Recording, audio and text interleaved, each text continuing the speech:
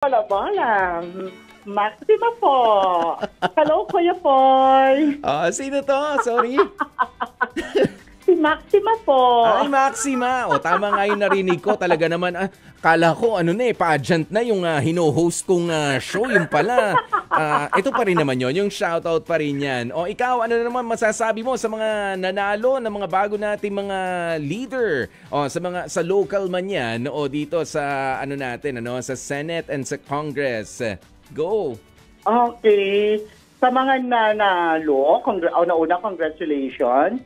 Sana yung mga pinangako nyo nang hindi pa na kayo naboboto, hindi pa kayo nanasa, yung mga pinangako nyo, gagawin nyo, kumbaga nga, gawa, hindi, ay salita, hindi gawa. Ayun. Okay.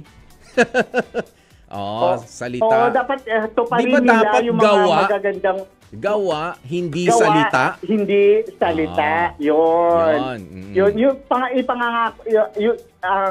Yung mga matatamis nilang mga pangako nung nangapanya pa sila, na ngayon na lalo na, dapat tuparin din nila para sa susunod na mga election, re-elect sila.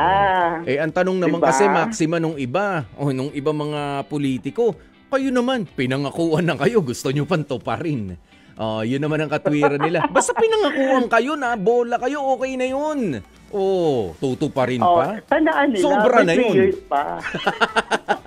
Pero hindi, sana nga, totoo. 3 years din. At sana madagdagan yung mga magagandang gagawin ng mga na-elect natin, mga newly elected officials. Nakalimutan kong tanungin, Maxima, anong generation ka ba napapabilang? Gen Z. Ay, sabi niya, parang Gen Z rin to. 1981. 1991. Anong edad ka na? Ay, hindi. Millennial ka na. Ay, hindi. 1981. 81? Ay, sa ano ka? Yes. Millennial. Yan. Millennial ka. Millennial yun. Yes. Millennial. Parang namula yung hasang bigla ni Maxima. Okay.